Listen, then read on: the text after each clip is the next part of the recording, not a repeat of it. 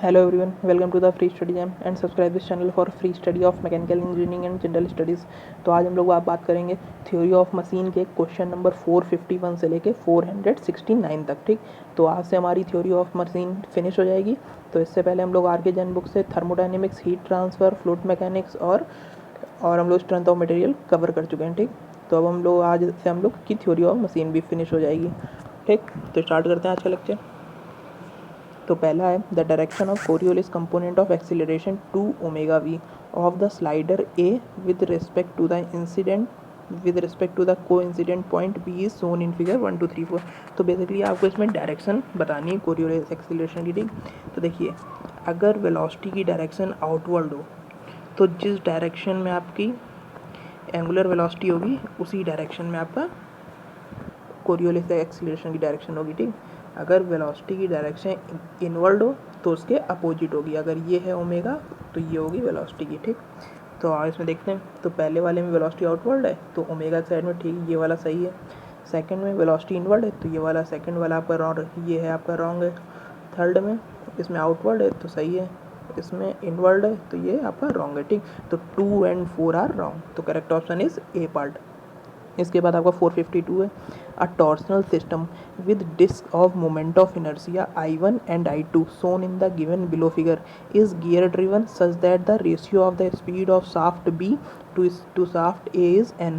Neglecting the inertia of gears, the equivalent inertia of disc on B at the speed of shaft A is equal to। ठीक, तो इसमें देखिए अगर ये total equivalent moment of inertia पूछता तो वो होता आपका I1 plus N square I2। इसने हमसे साफ्ट बी का इसने हमसे डिस्क बी का पूछा है तो वो कितना होगा एन स्क्वायर I2। ठीक, तो इसमें करेक्ट ऑप्शन कितना होगा बी पार्ट। 453 है which one of the following pairs is not correctly matched. तो पहला है positive drive belt drive positive drive नहीं है। ठीक, तो पहला वाला रॉन्ग है। हाई वेलोसिटी के लिए वार्म गियर का यूज होता है, सही है। To connect non intersecting expiry, ये भी सही है। Diminished noise and smooth operation helical gear if possible है, ये भी सही है। तो आपका रॉन्ग कौन सा है ए पार्ट। इसके बाद 454 है for a spring controlled governor to be stable the controlling force F is related to the radius R by the equation. तो देखिए इस टेबल के लिए जो इक्वेशन होती है वो होती है F equal to A R minus B. Isochronous के लिए F equal to A R और अनस्टेबल के लिए F equal to A R plus B. Okay, तो इसमें आपका स्टेबल के लिए पूछा था तो करेक्ट ऑप्शन हो जाएगा ए पार्ट। इसके बाद 455 है the equation of the free vibration of a system of X double dot plus 36 pi square X equal to 0। इसमें उसने नेचुरल फ्रीक्वेंसी पूछी है हर्ट्ज में। तो यहाँ से आपको पता है जो फॉर्म होती है इसकी वो ये होती है omega N square X equal to 0। तो ओमेगा एन की वैल्यू कितनी आएगी, यहाँ से आ जाएगी 6 पाई।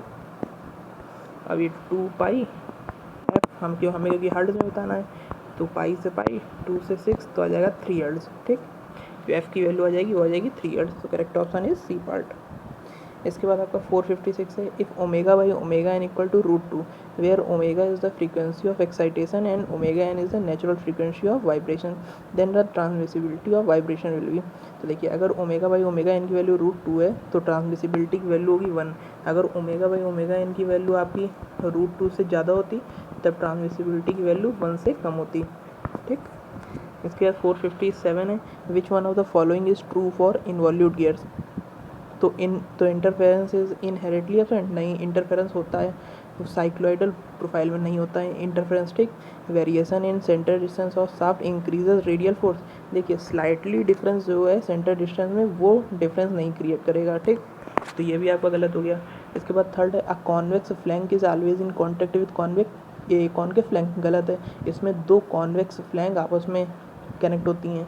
और उसके बाद डी है प्रेशर एंगल इज कांस्टेंट, ये वाला सही है। प्रेशर एंगल जो होता है वो कांस्टेंट होता है इनवॉल्यूट प्रोफाइल के लिए और साइक्लोइडल प्रोफाइल के लिए चेंज होता रहता है। ठीक, so correct option is D part. 458 which one of the following is an open pair. तो इसमें से ओपन पेयर कौन सा है, तो इसमें से ओपन पेयर है कैम एंड फॉलोअर। ठीक, so correct option is D part. इसके बाद 459 है, इसमें मैच कराना है। तो पहला हंटिंग जो है वो टू सेंसिटिव ठीक। मतलब कि सेंसिटिविटी अगर ज़्यादा होगी तभी हंटिंग होगी, ओके। तो इसका 2 है। आइसोक्रोनिस मतलब कि स्पीड कांस्टेंट है, तो इसमें 4 constant equilibrium speed for all radius of rotation. Stability मतलब कि उसमें एक ही रेडियस पे पूरा जो मतलब कि सारी स्पीड पे रोटेशन एक ही रेडियस पे होगा, ठीक। तो इसमें 1 हो गया। Effort mean force exalted at the sleeve during change of speed, ठीक। तो इसमें हो गया 2 4 1 3। सो correct option is A part. इसके बाद 460 है। The equation of motion for a single degree of freedom system with viscous damping is the damping ratio of the system. तो देखिए इसमें 2 जीटा ओमेगा इनकी वैल्यू जो है इसमें वो है 9/4। अब ओमेगा इनकी वैल्यू कितनी होती है, √k/m। तो ओमेगा इनकी वैल्यू k/m होती है, तो ओमेगा एन √k/m। तो k कितना है 16m4।